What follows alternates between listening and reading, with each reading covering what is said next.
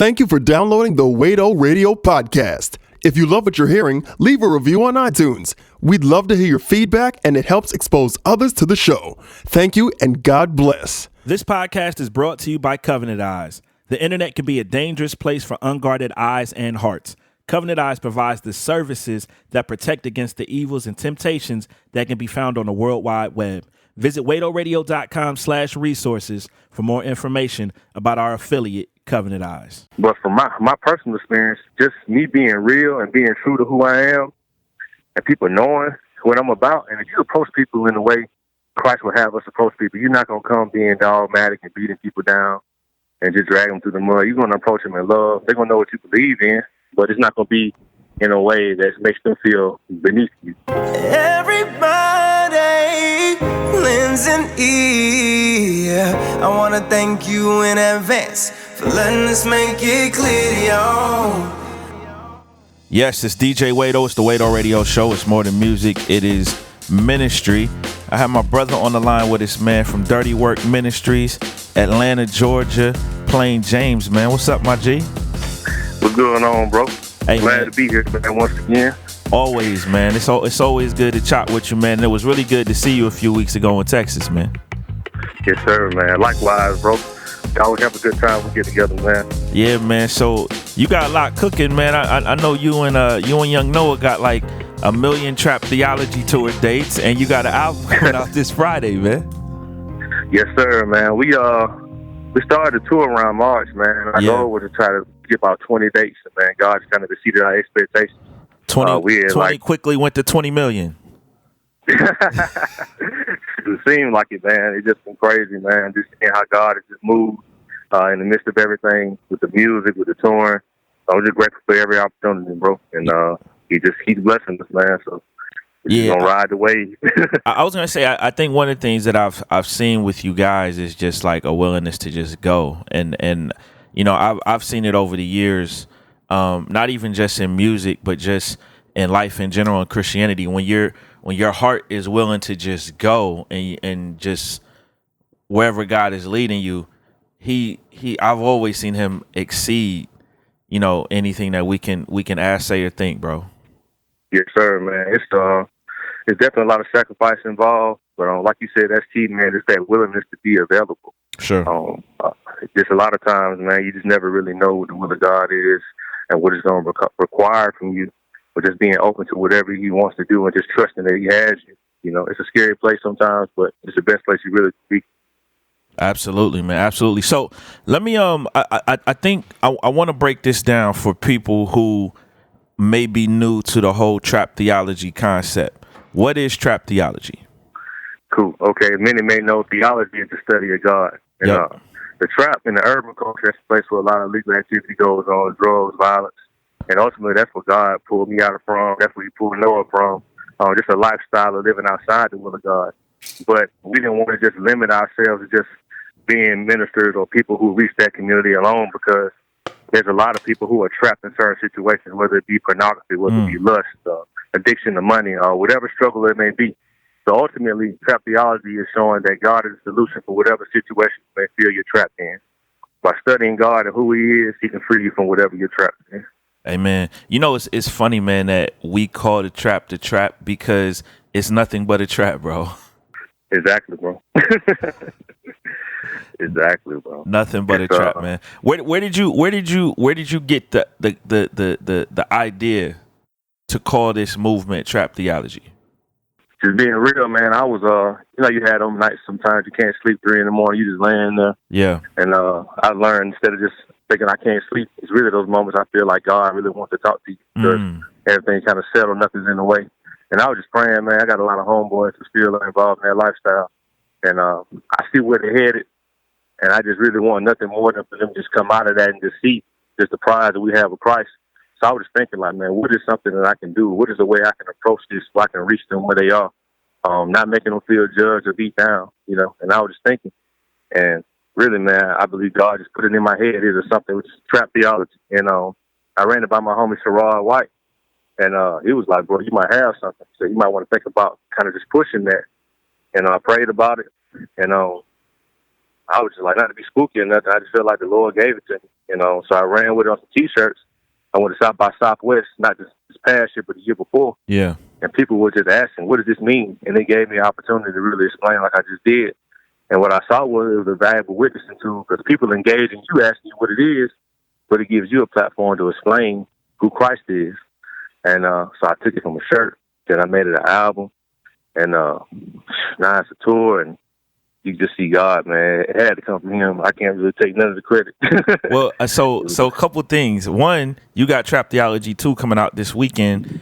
But secondly, I had my Trap Theology shirt on over the weekend doing an event in Pennsylvania. And just what you said, it was so many people came up to me asking me what that meant, you know. And I mean, of course, you know, you gave me the Trap Theology shirt in the LeBron James colors because you understood. You understood the significance of LeBron being the best basketball player ever. So, you know, I knew you were still grieving after that horrific loss. You know, so I tried to appease you a little bit. You know, try to show a little mercy. Hey, let's talk a bit about Trap Theology too, though, man. What can people expect from it, bro? Really, man. I grew up in the era of music, man, the Outkast, UGK, MJG, you know, that kind of vibe where it's music you can bounce to, but it's really more ride and reflection kind of music. So that's really my lane, man. I'm really just talking about a different set of circumstances, whether it be lust or dealing with people who criticize you and just try to beat you down, trying to overcome those things. It's a lot of different things. Chasing after Jesus, not getting so caught up in Christian rap that I forget that Christian rap is about promoting Christ. Yeah. I think a lot of times we can get so sucked into the genre and everything that goes on, we forget about the main thing. So it's really just talking about different situations, different mindsets that we can be trapped in, and how Christ ultimately is the solution, and how he can pull us out of these things and give us the perspective that we should have. No, that's good, man. That's good, bro. Yeah. You know, it's interesting because I feel like the Christian rap community is a gift and a curse in some regards. Like, it's a gift because there's so many amazing people like yourself, you know what I mean, that we probably never would have met if it was not for Christian rap, right? You know what I mean? True. And and social media and, you know, these different websites, the Rapzillas, my site, Kingdom Time Entertainment, Jam Not Hype, CHH Today, like all Grow the Heck Up, like all these entities keep us all connected in some regards. But then the flip side is just what you were saying. We spend so much time talking about a lot of the other stuff sometimes that the main thing isn't always the main thing as it should be. Exactly, bro. Exactly, man. You know, when we go in certain circles, it's amazing how, you know, we'll have more conversation about how to push an album or how to make money or what the Cray is doing or all these different things. And don't get me wrong, it's a certain level of business that comes along with it. I don't want to be so hyper spiritual to deny that, because when you put your album out, you want people to buy it. You want shows. You want to get paid for opportunities to minister.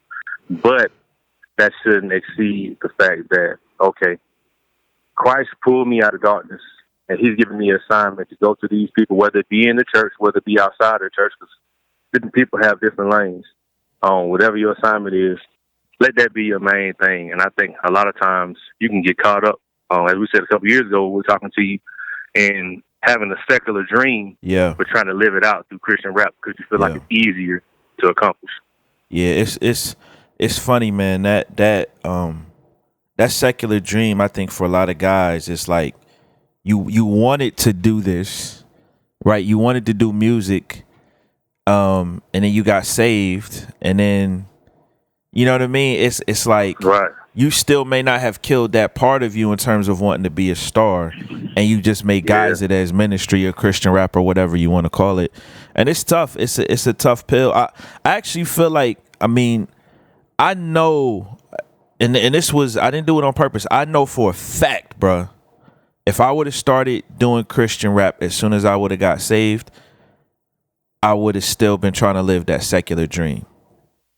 definitely, bro. But I didn't know Christian rap existed. So Me either, bro. I met young Noah. 'Cause I was coming out of the world, living in that transition area, and I met him, and we had a similar background, so I kind of gravitated toward that relationship with him, and I met some other guys. And when was this that you met young Noah? Not to cut you, but when, like what was this like before he was with Clearsight? Yeah, it was before Clearsight. Okay. I met Noah around 2009. Wow. The girl I was dating at the time, and his older sister, they were college roommates, and so I was kind of wild. You know, you grow up in the South, you know about God, you know about Jesus, so you know better. But I didn't really understand what it meant to have that relationship, so I was kind of wilding out. And my girl kind of went to him and was saying, you know, my boyfriend, he's not a bad guy, but you know, he does such and such, and he just is surrounded where he needs to be in a more positive environment. So I linked up with Noah. He gave me his first CD he came out with. I listened to it. I said, okay, this is not bad. So I checked it out, but we kind of just lost contact after that. And I linked up with him again, and I had a world of mess going on. I was rolling with one of my homeboys, got involved in some kind of shootout. Wow. It was crazy. A spot that I was staying in got raided by the police. You know, it was just a lot of like a downward spiral was happening. Dang, bro. Really, now I know God was just getting my attention. Yeah. And but before that happened, he was like, man, God trying to use your life. He was like, man, I know what you're doing over here. I know what's going on. He said, you need to let this stuff go. And this crazy stuff just kept happening. And I just looked at it like, you know, I got homeboys who's not making it out of these situations. I'm not going to be foolish enough to think that I can't be next. So I was like, okay, Lord, I got it. And in 2009, that's when I really just said, I'm going to go full speed with this God thing. And even with Christian rap, like you said, when I first got saved, I thought Christian rap was like the weakest thing ever. I was like, nah, I'm good on that. And when they know, I was like, man, you can rap. He's like, what else you doing? You know what I'm saying? You ain't doing nothing else.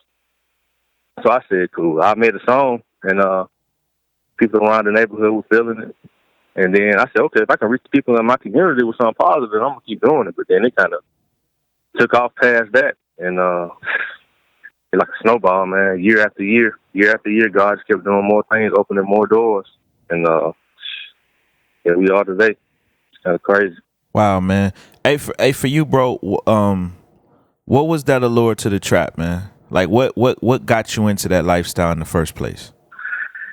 I wanted money, man. Just being real. Like, growing up, I wasn't in the worst situation, but I wasn't in the best situation. I would see people all the time who had things that I wanted, and I knew that we couldn't afford.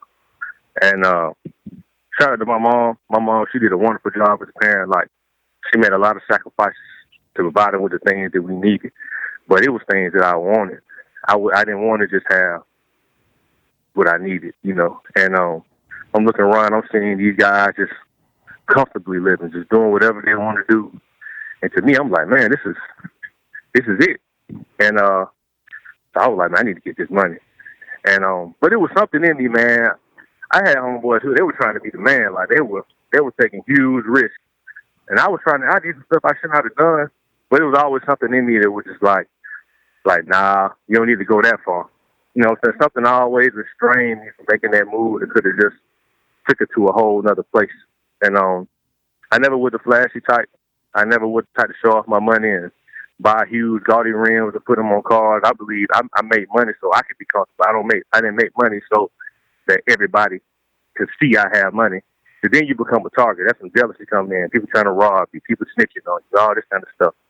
And I just wanted to improve my situation, man. That's what it was. I wanted money. I was tired of being broke. I tried to go to school, go to college. You know, most people in college are going to be broke. And I saw a lot of people who were phony, who were coming down there trying to start over and be somebody who they weren't. And to me, they were targets. I was like, well, shoot, if you're going to do it, let me get this money from you. I came from that, so I already knew it was up. So I'm like, let me get this money out you real quick. And I didn't know, college was a thing of the past. I was making so much money that I didn't even care about class no more. Wow. It just spiraled out of control.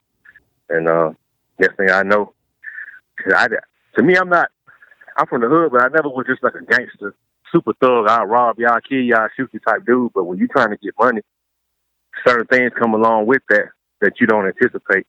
So I just found myself in a whole bunch of situations that I didn't plan on. But if I'm doing this, I got to handle it a certain way. And it was crazy, man. It was crazy. Wow, bro. So yeah, man. It's crazy that you say you was in college doing this though. Like that blows me, because a lot of times it's like guys get started before college and never get a chance to go to college, even though they're smart enough and they have that ability to do that. And it was like you was doing that in college, bro. Yeah, bro. That's my thing. So me, like I said, I was never just a super gangster, super thug type dude. Well, I stayed, it went down. Like, you liable to see anything. In high school, you do your little peddling. You had your little weed here and there, you selling, but I wasn't really trying to be the man. So I was around that. Really what kept me out of a lot of trouble, man, I got involved in sports. I was a hooper. I used to play ball like AAU, So basketball and sports really kept me out of a lot of things, you know what I'm saying? Just having that stuff to preoccupy my time. And that's even the reason why I was going to school. Just a hooper, whatnot. But then I went to West Georgia, some college down here, and made the squad out there, but they wanted me to red shirt. My mentality back then, I was like, man, I'm not finna practice a whole year just you tell me play next year. You know what I'm saying? That was just my mentality. I was like, man, bump this. So I was just like, forget it. And just started making a whole bunch of bad choices, man. Wow. And it got real fast. But it's crazy, man. You ever get locked up too? Yeah. Wow. Yeah, I've had, man, even with that, man, it was just fortunate, man. I haven't had to really do any real time, but I get caught with something. And I could tell looking back, man, the Lord was with me, because if somebody that catch me doing something somebody else was doing, they'd just be like, bro, for some reason, man, I'm going to give you another shot. Like, I believe you can do better. So I believe it's something in you. You seem like you're a pretty smart kid. Like, you don't need to go down this road. So I received a lot of grace. And the crazy thing about it is, one of the dude that did lock me up down here, now I'm doing stuff in the community. He wants to be a part of the ministry that we do in the community down here now. Look at that. Yeah. He's like, man, I seen where you came from. If you're doing something positive, I'm with you. Because I believe God really. Wow, man. That's crazy, bro. What is the full extent of Dirty Work Ministries at this stage, man? Dirty Work, man, that's kind of like the umbrella for everything we're doing. The Heart of Dirty Work Ministries came in 2009. Me and Noah would hit McDonald's, Walmart, wherever, and we just pop it off and we just witness. As we're led, we weren't just some crazy dudes, just out of order. As we were led, we were witness. And just talk to people, pop off conversations and whatnot. And just taking it to the street, taking it to the people. And so now that's kind of like the umbrella, like the whole thing whole source behind what we're doing. And trap theology is just a phase of that. It's, okay, this is what Dirty Work has developed into at this season of life and where we are now. Just trying to reach more than this. We're trying to reach the church. If you go to these churches, it's a lot of bad doctrines. There's a lot of foolishness going on inside the church. So just as much as we need people outside the church, we need them inside the church, because once they realize they need Christ and they want to come fellowship, if they go into a crazy church, that could be more deadly than not going at all. So we don't want to just limit ourselves to one area of ministry. We're trying to get into doing more things with the city, boys and girls clubs. It's at large places that have a sphere of influence over a large number of people. We're trying to get involved in those things and just give them the gospel in a language they can understand. Sure. Man, and you and I were talking about this a bit before we went on the air. There's, reaching the lost and how to do that, I think, has always been a big conversation in Christian rap, even going back to the 90s. You know what I mean? Like, just, how do you do it? What should be done? A lot of people have made, there's always conversation about what Lecrae is doing, because let's face it, he has the biggest platform. He's the most visible artist who's a Christian, I guess he would be referred to. And, right. I would just kind of love your thoughts, man, just in terms of, kind of how you see your approach to that and what you see going on in the community right now. For me, man, one thing I wrestle with, man, is the failure to believe that people say that if people know that you're a Christian rapper or you're doing Christian music, they're not going to hear what you're saying. They're going to kind of just discredit you off the bat. Yeah. I don't necessarily agree with that. In some cases, of course, that's anything. If you're a secular rapper, and they might discredit you because of me and people rapping, they might say, oh, another rapper, I don't want to hear it. Yeah. But from my personal experience, just me being real and being true to who I am and people knowing what I'm about, and if you approach people in the way Christ would have us approach people, you're not going to come being dogmatic and beating people down and just drag them through the mud. You're going to approach them in love. They're going to know what you believe in, but it's not going to be in a way that makes them feel beneath you. And a lot of guys that I've ran into, I'm talking about, like, we run into murderers, killers, like some of the hardest dudes people want to call hard and gangster, like some of those gangster type dudes. And they respect what we own, and they'll listen because we're being authentic and being true to ourselves. And I think as long as you're being real and you're being honest and you're not lifted and prideful and not throwing people down, beating people down, I think you can be effective. I think where the issue comes is when you try to be something that you're not. When you go into an arena, because real people who going through stuff out here, you can't fool them with your lies and your games. They're going to look you dead in your eye. They're going to know you're lying. They're going to know this ain't you. They can tell you out of your element. And that's just not a good place to be, especially as a Christian. Right. So I think just be authentic, be real. Don't feel like you have nothing to prove. Don't feel like you have to have this horror story background, you know what I'm saying, in order to reach people. The people are going through real stuff, and they don't have time for games. So you come out better just showing love to people and being there for them and listening to them and trying to help them instead of trying to impress people. Because people come back, well, yeah, I did this, and I did that, and I did this. These people don't care about that, man. These folks trying to figure out how they're going to feed their family, how they're going to take care of their kids, how they're going to make it from day to day, how they're going to get out of this situation. And they can care less about you bragging about your background. They just like, look, man, if I'm giving you my time and you talking to me, what can you tell me that's going to help me? What can you do that's going to be of a benefit? What can I hear from you right now that I'll be able to take with me and apply? What's tangible right now, you know, out of this situation? And because they don't have the Holy Spirit, they don't have God talking to them, say, hey, do this, hey, do that. They're going off carnality. They're going off their flesh. They're going off what they know, off their instincts. So I think the main thing is just love, man. That's approach them, show a genuine concern about their well-being. Don't just, like, one thing that bothers me, I'll say this, is like when people, they load up a van from the church and stuff sometimes, and they'll go out here to feed the homeless or do different things. They'll drop off some food or some clothes and just hop in the van and just ride off. They don't even talk to the people. You don't even know their names. You don't know their story. You don't even know how they got here. It's almost like I did my good deed for the day and now I'm gone. Yeah. You know, and to me, that's just so phony, you know. Yeah. I've had experience talking to homeless people where they taught me a lot about life. Yeah. I've learned some things from people who appear to be in a worse situation than me, and I'm thinking like, man, maybe they're in a better spot than I am. Right. Mentally. Yep. Because they have less. Yep. Sometimes we have so many things that it kind of taints our perspective. We have so many things that we don't really view God properly. But when you're down to your last, you don't have anything but God, I think He's put in the proper light. Man, and, that's so good, bro. I feel like one of the things that we learn most from Jesus is He loved all people that He came in contact with, those who had need, those who needed Him, those who hated Him. He showed love to everybody in everything that He did. And I feel like, man, just going on with what you were just saying, bro, like if we adopted that as Christians, one, so much would be simpler in terms of we overthink things too much sometimes in terms of like our philosophies and all of this different stuff. But secondly, the world will have a much better perception of Christians and Christianity. Right. Yeah, man. It's a statement I heard one time, man. They said, when you share your strengths, it breeds competition. When you share your weaknesses, it brings community. And I think when we go into these places and you have your titles and your Christian list, I've done this and I've done that and this and that, you make people feel like, for one, they can't measure up.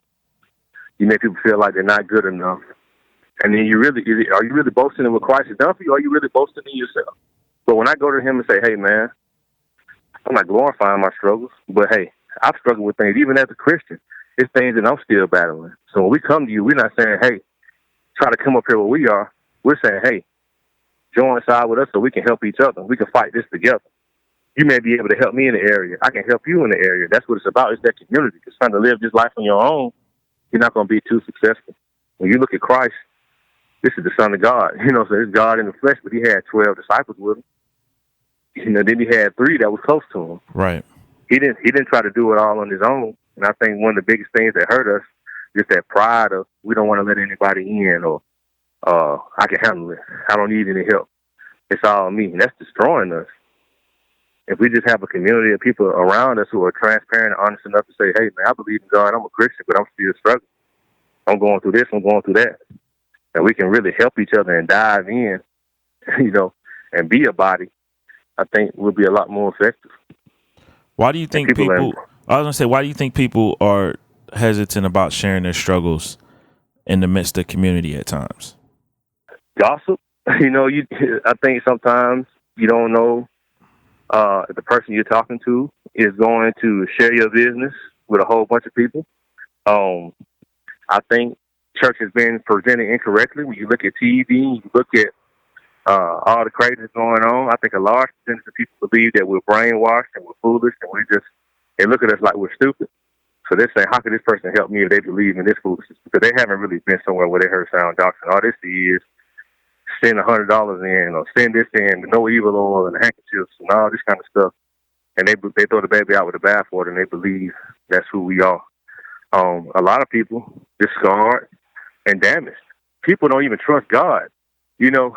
How do you expect them to trust you when they don't even trust God? It's a lot of damage. And I think doing ministry, man, it's an investment. You can't expect day one for somebody to go to the rooftop and just share everything. I think it's a certain level of consistency that has to happen where this person sees, okay, this is a solid individual I feel I can confide in. But a lot of times we come, how you doing, brother? Not really caring how they doing. You just playing the church role, and then you just disappear and they never see you again. You look at Paul in Scripture. When he goes down, he's writing these books. He's naming people that he's had fellowship with. You might turn the page, it may seem like he was there for a couple of days, but he was in these places for years. He had established relationships with these people that he knew who was having Bible studies in their home and who was ministering and who was doing all these different things. I'm calling for this guy from over here because I need to talk to him right now. It was an established relationship that he had with people. And granted, you may not be able to do that with everybody, especially as a Christian artist. But I think if you got thousands of followers on your social media, I think you have a responsibility to put out content with your platform that's going to be beneficial to the people who are following you. You have a responsibility to share beneficial things from the Scriptures. It don't have to be just Matthew said this, but it should be in your heart in such a way that your very presence, everything that you say, it should be something. We have sports conversations and whatnot, but it should be something beneficial coming out of this if you have this kind of platform. It's not just for you to be glorified. And I think a lot of times people are scared to share because they don't see consistency. They don't see something they can trust and confide in. They just see this guy's all about himself. This guy don't really care about me. This guy just trying to get money. Where is he now? Can I call on him, when I'm in need? Is he... Who is he? What's going on with you? Who are you? Don't talk to me just like I'm just this charity case. What's going on with you? Can I get to know you just like you getting to know me? It has to be that reciprocity. It's just a lot of different reasons. I could talk about that all day. And that's what I was gonna say. What about the artist that says I'm not in this to do ministry? Or I'm gonna be honest. I think since Lecrae has done it, you get a flood of Christian artists who say, I'm not a Christian artist anymore. I'm just an artist. Because to me, it would seem they don't necessarily want that responsibility that you just said of we need to be sharing the love of Christ and scripture and things that edify or encourage people on our social media and even in the music on a larger scale. What about the people who are in that space? That kind of scares me, because I think about, why were you created? You were created for one reason and one reason only, to give glory to God with your life. That's why we're here. So in some shape, form, or fashion, I feel like you need to be doing that.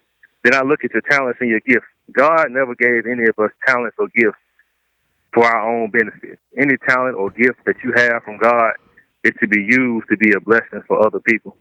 So if he gave me the ability to rap, my job is to be a blessing to other people and point them to him with the talent.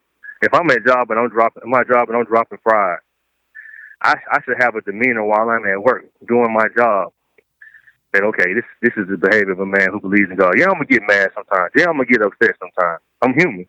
But it's a way that I should handle certain situations that when people see how a conduct of a believer should be, they can point and say, okay, I've seen him handle it certain ways. I've seen him get upset, but I've also seen him do this. So I also seen him apologize. I've seen him correct himself when he was wrong. I've seen him handle this in a certain light. So if you're out here doing something and you don't feel like God has to be involved with it, my question is, what are we really doing? What is it that you're pursuing? What's this? And I don't think, like for Lecrae, for instance, I don't think he's just taking God out of his music. I don't think he's just completely just abandoned Jesus. Right. What I think, though, what you have is, right, what I think is you have a lot of people who follow Lecrae and not Jesus. You know what I'm saying? And whatever he does, they start doing. Yeah. And you may not have the conviction he has. You may not have the heart and the love for the mission that he has. You're just looking at him like he's successful and he's making money. So let me do what he's doing. Because I want to be famous. I want to be on top. I want my record sales to go up. I want this. I want that. You don't have that conviction. You don't have that assignment. That may not even be your assignment. You might be supposed to be a youth basketball coach. You know what I'm saying? You might be supposed to be a teacher. And you're pursuing things and you wonder why you're not making progress because you're spinning your wheels. This may not be for you. Yes, it's interesting, man. I put something on Twitter the other day because I feel like, when we think about kids, one of the most common questions that people ask a child is, what do you want to be when you grow up? And I think most people mean well when they do it because you're thinking about a profession. But I feel like we're better served if we started asking children and even adults, what are you born to do? What is your purpose? Right. Because I think that takes us in a much different direction, a much different thought process, a much different concept. And I feel like that goes along with a lot of what you're saying right here is like people just understanding their purpose and why God created them. Right. And you're not going to find your purpose outside of Christ. Right. You're not. I'm not one of those people that believe my actions determine what God is going to do. I believe I've been in my lowest points and God still just blessed me with opportunities where I knew I didn't deserve. And I'm like, man. But when it came down to me really just finding out what I was supposed to be doing, it takes a focus. It takes a submission to God. It takes you being in a place of humility saying, God, I don't even know why I'm here. Yep. I don't know what's going on. Help me to see what it is that I'm supposed to be doing. And through that comes the idea of, okay, maybe I need to be obedient. How can I ask God, what am I supposed to be doing when I'm not already doing the things that he's already telling me to do? If I'm not loving my neighbor, if I'm not being a servant of the people, if I'm not reading my Bible, if I'm not studying, if I'm not just doing these basic things that he's asking me to do, it's pride that suggests that he should give me an answer to what I should be doing or what I want to do if I'm not even obeying him. So for me, it took me really just, like I said, coming to that place of humility saying, I need to try my best to obey God and not be so caught up on what I'm supposed to be doing. And before I knew it, once I just let go of my ideas and my dreams and what it was I thought I wanted to be, when I let all that go, I was standing face to face with what I was supposed to be doing, the very things that I thought at one point was whack, that was lame, you know what I'm saying? That I was like, man, I don't want no part of this. like God has not only changed my life, but I've been able to go places and share Him and be an influence and changing others. But it just takes humility and just letting go and saying, okay, God, like you were saying earlier, I'm available. You know, what is it? What is it that you need me to do instead of, hey, God, I want to do this. Could you co-sign it? That's good, bro. That's really good, man. I think, man, it's one of the things with Christian rap, man. I feel like because the opportunities, and so like you came in 2009, and this thing was really starting to take off then.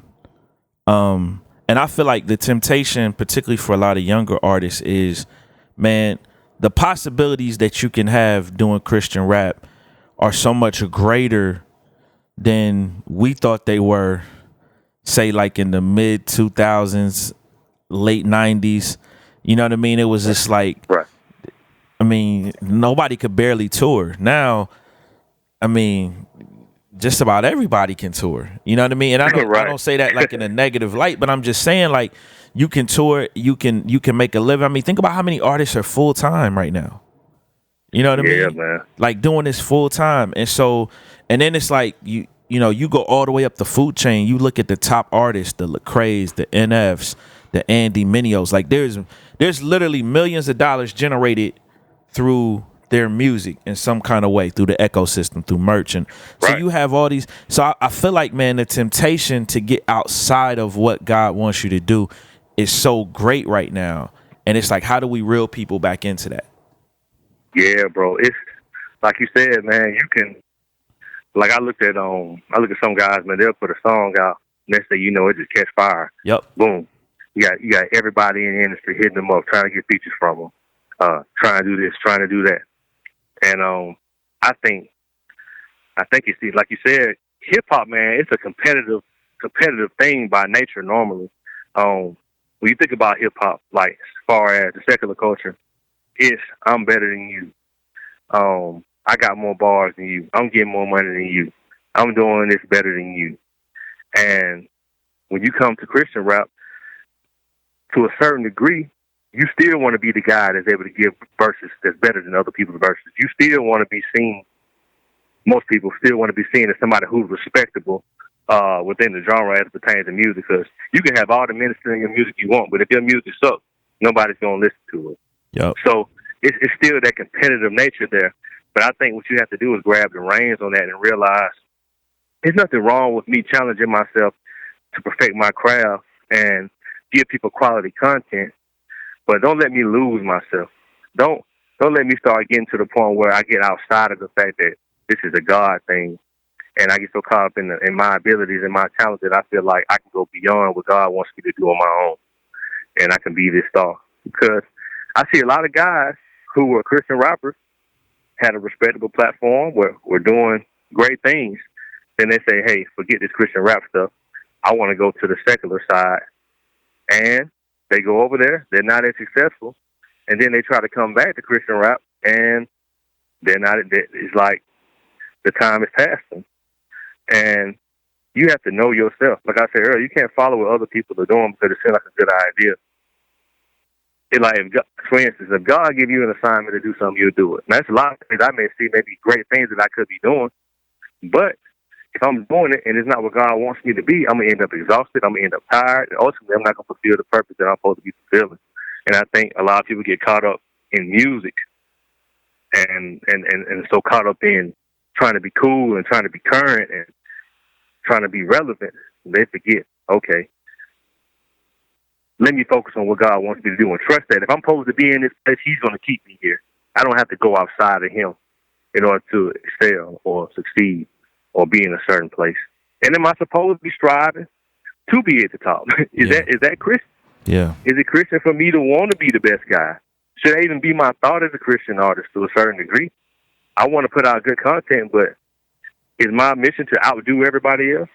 Should I be thinking that way? You know, it's tough, man. You know what I'm saying? It's a battle as an artist. Because you don't want to you think about it, you put a song out, like, you know, Noah got a song coming up on his new project. And Jared Sanders put a verse on that mug. I'm talking about. Yeah, that you already know, stupid, Jared, bro. Yeah, it's probably stupid, dog. It's stupid. And you look at the verse, you're looking like, man, I'm not gonna let this man destroy me on my own song. You know what I'm saying? Like, to being real, I'm not gonna let this man kill me on my own songs. I think it's a fun and having that competitive nature to challenge one another. But I think the danger is when you say, you know what, I'm that guy. I want to go do this. I'm gonna do that. You got to have a healthy balance, I think. Yeah, and I think there's nothing wrong with someone bringing out the best in you, right? So it's like you do something, someone else does something, and it make you look at yourself and say, you know what, I can do better. Not right. I'm better than this person. Let me show them that I'm better than them and show everybody else that I'm better than them. But just, you know what, maybe I probably could. Like, I do that all the time as a DJ.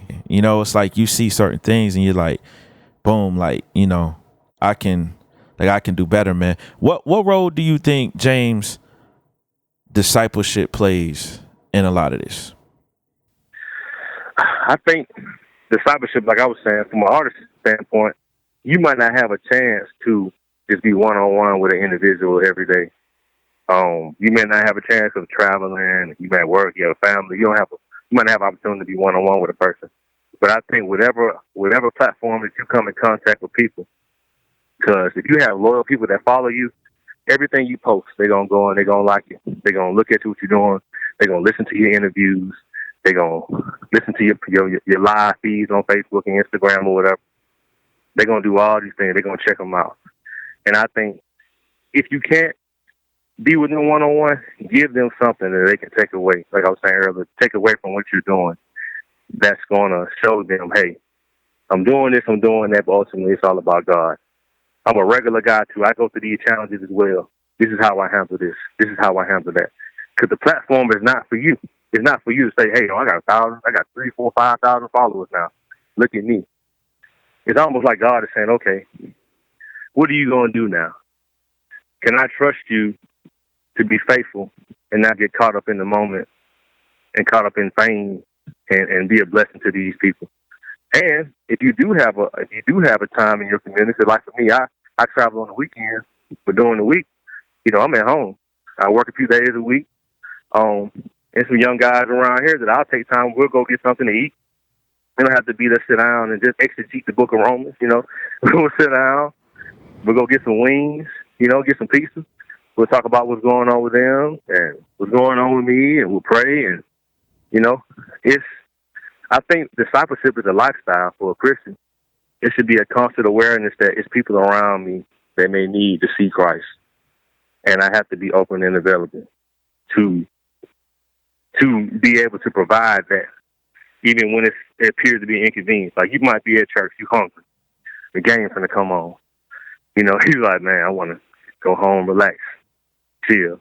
But that one guy comes up to you and say, hey, man, got a lot of stuff going on. Can I talk to you for a minute? Yeah. You have to be able to put your personal desire aside and say, let me talk to this young man, because this could be a pivotal moment. I don't know what he's going to go home and do. Yep. Yeah, I actually faced one of those Sunday, bro. I got to church, was trying to eat breakfast, bro. And I hadn't seen in a long time. And man, it's real, bro. It's very real, man. Hey, listen, so Trap Theology 2, this Friday, July 21st. I actually probably by the time people are hearing this interview, the project will be out. And also, man, what are some of the places that you and Noah are going to be? I don't know if you have your schedule in front of you, but just off the top of your head, some of the stuff you guys got coming up. We just getting back from Miami this weekend. Next weekend we got coming up. We got Cincinnati, Ohio, Decatur, Illinois, Detroit, Michigan. We're going to Puerto Rico in August from August 3rd through the 7th. We got Madisonville, Kentucky coming up. We got a few spots in South Georgia coming up. We did a run in Texas. I believe we're going back to Texas. It's a lot. We're going to Cali in October. It's a lot of different places, man. It's every day it seems like people just keep calling.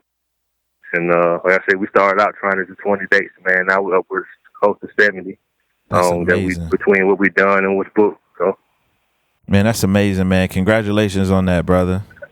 Man, appreciate it, man. I feel like Trap Theology Tour is the tour that's never going to end, bro. Y'all just going to be doing it. That would it seemed like, man. It's just hard. You know, we love what we do so much. We're so passionate about it. It's kind of hard to say, nah, we're not going to come. But we know eventually we're going to have to slow down and get some rest and give our body a break.